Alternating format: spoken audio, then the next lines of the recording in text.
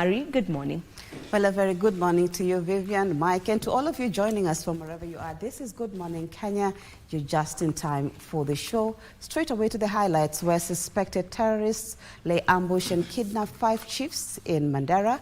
I'll be bringing you details of that, and Tanzania to host a joint SADC and EAC special summit over the escalating DRC crisis as President Tshisekedi and Kagame confirm attendance. And back in office, tribunal probing the conduct of Justice Mohamed Nur Kulo now clears him of all accusations leveled against him. Let's begin with matters tax, where National Treasury Cabinet Secretary John Mbadi has assured Kenyans that the government will not introduce new taxes increases in the Finance Bill 2025 to fund the national budget. Addressing a Bunge la Mwananchi forum at the Jivanjee Gardens in Nairobi, Mbadi noted that the government is exploring alternative strategies to raise revenue, including widening the tax base and prioritizing fiscal discipline, as Trevor Ngendo now reports. National Treasury Cabinet Secretary John Mbadi engaged members of Bunge la Mwananchi in a spirited discussion on the state of the economy and the upcoming 2025-2026 budget. Mbadi acknowledged that past public participation forums have often targeted elite groups, leaving out a majority of ordinary Kenyans. I respect any opinion, however you put it. Just tell me what you think. Even if you think Mbadi ninafanya kazi bure sana, National Treasury, tell me so that I may consider whether to resign or to continue with my work. Monday's forum at Jivanjee Gardens in Nairobi City Centre provided a rare opportunity for citizens to engage directly with the National Treasury Cabinet Secretary on issues fueling the rising cost of living, debt sustainability and government's taxation policies. I am really concerned about the well-being of our payslips as the working class. The finance bill of this year may not have any tax adjustment upwards in terms of rates, which are we cannot overtax Kenyans anymore. We have reached a limit where we are saying no more space for taxation, especially on employment income. You will not see any more taxes on employment income. The problem we have is, yes, unga has reduced from 250 to 150, but if you have zero in your pocket, you can't afford it even if it's 15 bob. Kwa nini hujachukua hatua wowote ambaye amepatikana na hatua ya wizi achukuliwe hatua immediately na vitu zake anyang'anywe zote iwe vunzo kwa wengine? How much took the State House renovation? Is it 10 billion or 2 billion? Sahi to renovate. So what you need to tell me, don't spend any more money on further renovations, isn't it? Hiyo nyumba ukiona sahi ni mzuri. Imekuwa renovated. Imechukua ile pesa imechukua. Acknowledging the economic challenges facing many Kenyans, Mbadi underscored the need for tax reforms to enhance revenue collection without stifling economic growth or reducing disposable income for households. What we want is a friendly KRA, which comes to you and tells you, you know, we have assessed you and you have not paid 80,000. What could have been the problem? Ikiwa sisi zote wa Kenya tunashiriki, si ile rate tunalipishwa mmoja wetu itapungua? Si itapungua? Basi, na hiyo ndio utaratibu tungependa tuendelee nayo. Participants emphasized on the need for greater transparency in how public funds are allocated and spent. At the heart of today's discussions here at the Bunge la Mwananchi is a shared desire for real progress and accountability. While there's still some skepticism about the upcoming finance bill, many here feel that this open discussion is a great step in the right direction towards bridging the gap between the government and the public, especially in budget-making process. Thank you, Trevor Ngendo, for that report. Now, the tribunal investigating suspended judge of the Environmental and Land Court Justice Mohamed Nur Kulo has recommended his reinstatement after clearing him of all 13 charges leveled against him. Presenting its report to President William Ruto at State House, Nairobi, the tribunal led by Judge Omwenga Kiage said the allegations of gross misconduct, including delaying delivery of rulings and holding case files, were neither established nor proved. Giveson Maina now reports. After investigations lasting for months, Justice Mohamed Kulo has been cleared of accusations of gross misconduct. we find that the judge's conduct was not in breach of the Judicial Service Act, Code of Conduct and Ethics Regulations 2020. Myself and the rest of the people that have a responsibility over this matter will pick it up from there and move it to the next step. The Environment and Land Court judge was suspended in March 2024 by the President after the Judicial Service Commission upheld accusations by petitioners, amongst them a German investor. Allegations 1, 2, 3, 12, and 13 were not established. There was delay, but it was satisfactorily explained with reasonable justification and thus did not amount to gross misconduct. The charges include delaying delivery of rulings and judgments, failure to give explanations for the delay, failing to respond to correspondence from the Chief Justice, and holding a case file, hence denying a party the right to appeal. The Judge Omwenga Kiage-led tribunal found that the accusations did not meet the threshold for removal from office. Allegation 6 was not proved. The delay in response was due to the Honorable Judge's absence from station, and he responded at the earliest opportunity. Allegation number 7 was not proved. It was not the Honorable Judge's responsibility to issue notices for the delivery of judgments. We therefore, Your Excellency, recommend that Your Excellency do reinstate the Honorable Judge to the office of Judge of the Environment and Land Court.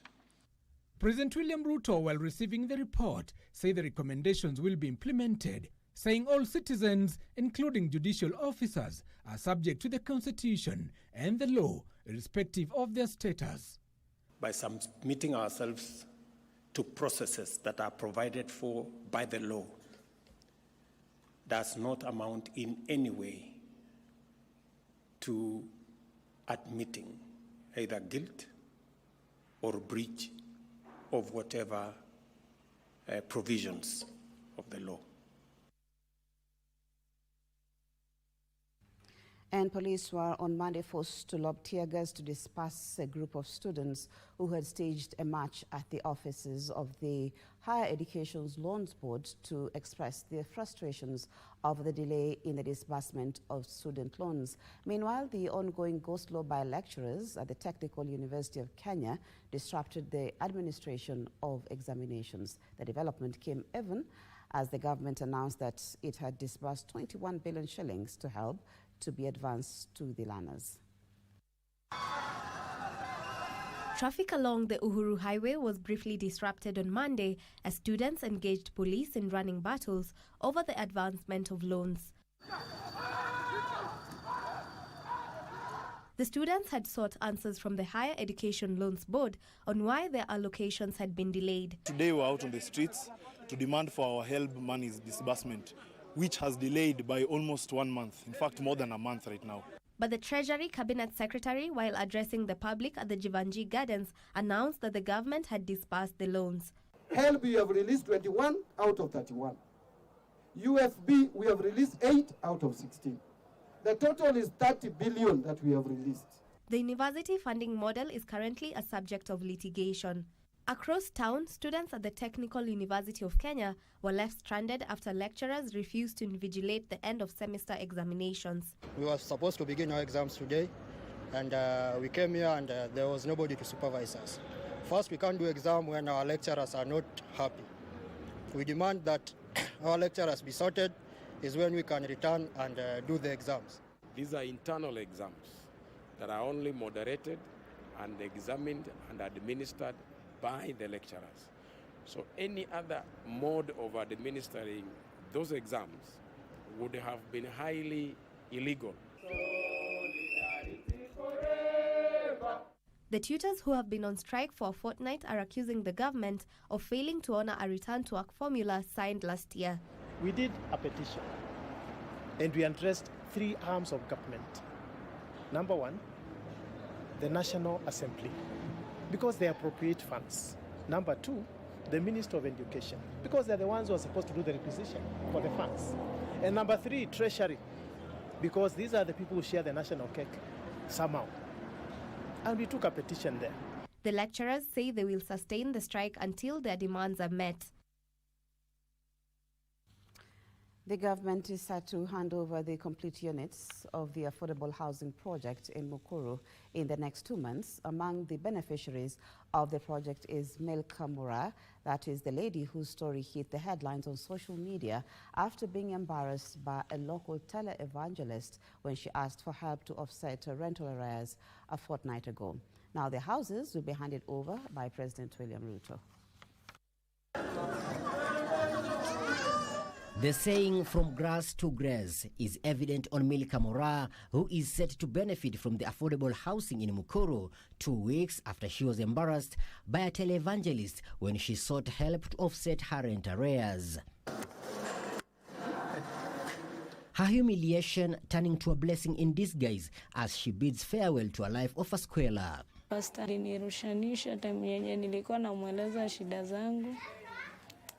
Nikaumika kwa moyo, but nikajipea tu moyo, nikajua Mungu atanitetea kwa kila hali na hiyo shida yenye nilikuwa nimepitia. The tiny room measuring 9.2 square feet that had been locked by her landlord literally has no space as it is jumbled up with water jerrycans, her personal effects, beddings and her children. She has been living in a sorry state, faced with risks of caving building with unsafe water for consumption.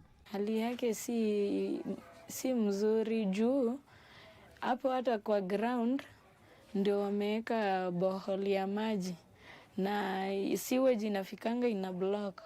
Wenye ina block hiyo sewage inaingia kwa hiyo maji yenye walikuwa wanatupea. Well-wishers, among them Samuel Ndimu, a Kenyan cop, came to her rescue, raising funds that enable her secure an affordable housing studio at a cost of 640,000 shillings. Mora lives in Mukuru. She pays a rent of 4,000 Kenya shillings per month, which she had been unable to raise. And luckily, because of Kenyans of goodwill, she now has a job she's paying, which she's getting paid around 18,000 Kenya shillings. And with that, she can be able to afford having a house at one of our major projects, that's Mukuru, where we have over 13,000 units which are undergoing constructions currently. She also opted to pay the cost of the house upfront or take up the rent to own model, where she will be required to pay 3,900 shillings per month. Naweza ambia serikali asante kwa kunisaidia na waendelee tu kunisaidia mahali pa kukaa. The mother of two in her new abode will enjoy unfettered access to clean water, reticulated gas, social amenities, and automated lift, while her children enjoy learning in a school located in the compound. We head to the Congo crisis, where the Southern African Development Community and the East African Community will have a joint summit this Friday and Saturday to discuss the conflict in the Eastern Democratic Republic of Congo.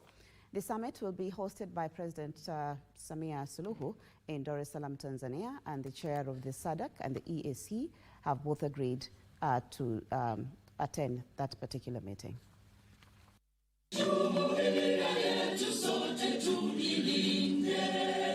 Following the agreement between Southern African Development Community Chairperson Emerson Mnangagwa of Zimbabwe and his East African Community counterpart William Ruto, the two-day summit will be hosted in Tanzania. Presidents Felix Tshisekedi of the DRC and President Paul Kagame of Rwanda have confirmed attendance at the meeting, which will be preceded by a ministerial meeting on Friday before the heads of state convene on Saturday. President Ruto, having engaged Presidents Cyril Ramaphosa, Yoweri Museveni and Hassan Sheikh Mahmoud, confirmed their participation in the extraordinary summit.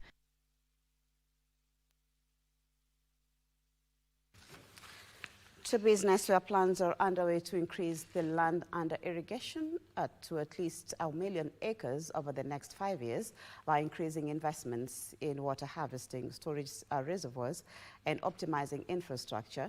Irrigation Principal Secretary Ephantus Kimotho says 80% of Kenya's landmass is classified as arid and semi-arid areas with enormous agricultural potential that if fully tapped will address food insecurity and reduce reliance on imports. Kimotho says desiltation of water ponds and sinking boreholes in arid and semi-arid areas will mitigate against water and fodder challenges.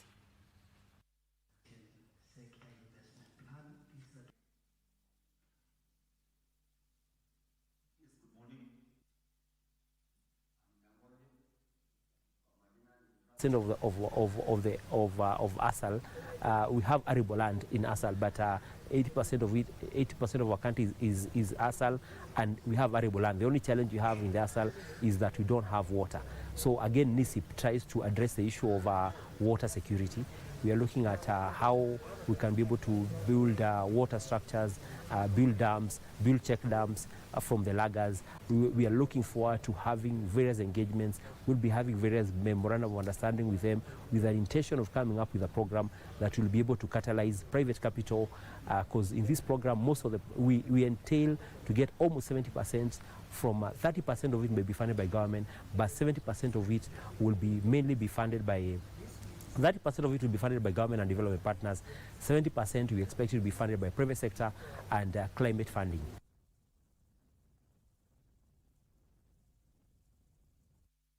And Southern Africa has threatened to mobilize Africa to withhold its minerals from the United States in response to a threat by U.S. President Donald Trump to cut off funding to South Africa over its land policy. South Africa's Minister of Mineral and Petroleum Resources, Gwende Muntashe, responded in an X post that if the U.S. cuts its funding, Africa should not give America minerals. President Cyril Ramaphosa defended South Africa's land policy after U.S. President Donald Trump's threat to cut off funding because of what he said were land confiscations. Trump said, and I quote, "South Africa is confiscating land and certain classes of people being treated very badly," end of quote, adding that he would cut funding until the matter was investigated. In January, South Africa enacted into law a bill that sets forth new guidelines for land expropriation, including enabling the government to seize land without compensation in some cases.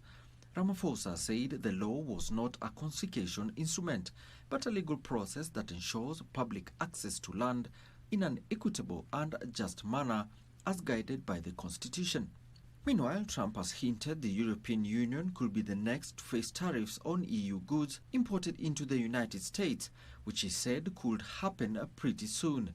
Trump told journalists that there is a high trade imbalance between the European Union and the US, especially on cars, food and farm produce. The 27-member bloc has condemned Trump's decision to move ahead with tariffs against Canada, Mexico and China, and warned that it will respond firmly if it also becomes a target.